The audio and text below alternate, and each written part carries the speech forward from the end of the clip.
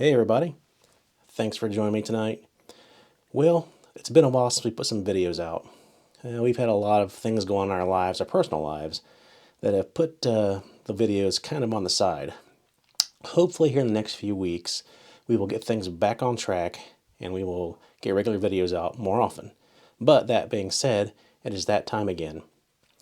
It is time to start planting seeds this year. I want to go over a few things that I did wrong last year. I wouldn't say I'm a novice at this point. I'm maybe a intermediate gardener. Thanks to just reading a lot and really a lot of comments from viewers like yourself have helped me on my way here. First thing I want to talk about are these little trays. Now, they seem simple, kind of a no-brainer, but last year I used these great big things here. And while there's nothing wrong with that, I found that if you're like me, you're trying to put different types of peppers all in the same dome here, they don't all sprout at the same time. There are a lot of super hots that actually take a little longer than, say, a jalapeno.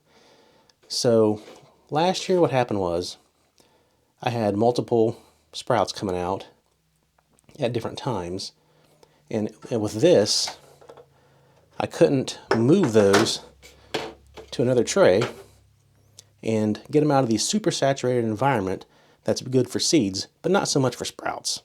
What that did was cause fungus and bacteria growth, and some of that, well, a lot of that, had to do with my soil I got last year. And I'll get into that here in a little bit. Another thing I learned was pretty valuable, and I don't know if this is a problem with just me or it's a common thing, but heat mats. Heat mats are great. You really can't do without them, at least I can't, because they just help make things a lot easier.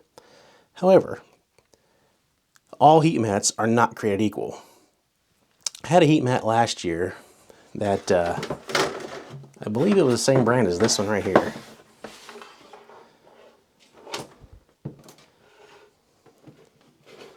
The Vivo Sun, and it got a lot hotter and it seemed to be a lot faster than the one I have right here. Actually, it got too hot. I mean, I was basically cooking seeds, and especially the little sprouts that came out, their tender roots were not very tough. They seem to not be able to take the heat that mat was producing, which was too much. I want to say it got up into like the 100-degree range, which, you tell me, is that too hot for a seedling, a sprout? So I ended up doing, A, getting rid of that mat. B, I took some precautions. I got a probe. This is attached to this. This regulates the soil temperature. You put that little probe I showed you into the soil, and once the soil reaches a certain temperature, which you set, in my case 85 degrees, it shuts the mat off. Would have been real helpful last year. Like I was saying, I may have cooked a few of my young sprouts unintentionally. Now, I want to get into something that I really messed up on, and it was just me being impatient, careless. The bag of soil I got was potting soil, which is fine. But this potting soil, now that I look back, was sitting in an uncontrolled environment for a year and a half maybe. It got hot, it got cold, it was not indoors. And I think a lot of condensation got inside of that bag over the summertime, and that created an environment that just was really great for, well, bacteria and fungus. I was actually growing little balls, like mushroom balls, in my soil at one point. And it happened relatively quick. I'd say within a couple of days, I had fungus all over the place. Now, again, that would probably mean just not being patient enough. I just wanted to get soil and get seeds planted. I didn't really pay attention to how old this bag was. Big mistake. So, what I've learned to do is get seedling starter mix.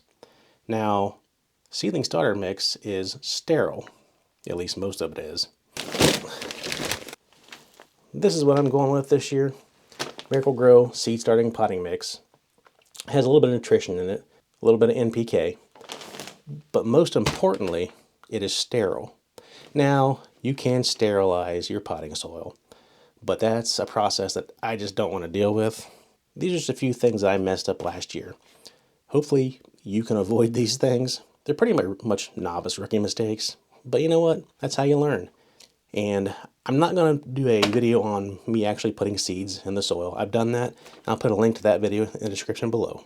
Thanks for being patient with me. We will get some more videos out, me and my wife. We do owe you a New Year's video. That should be interesting. Thanks for joining me again tonight, everybody, and I will see you on the next one.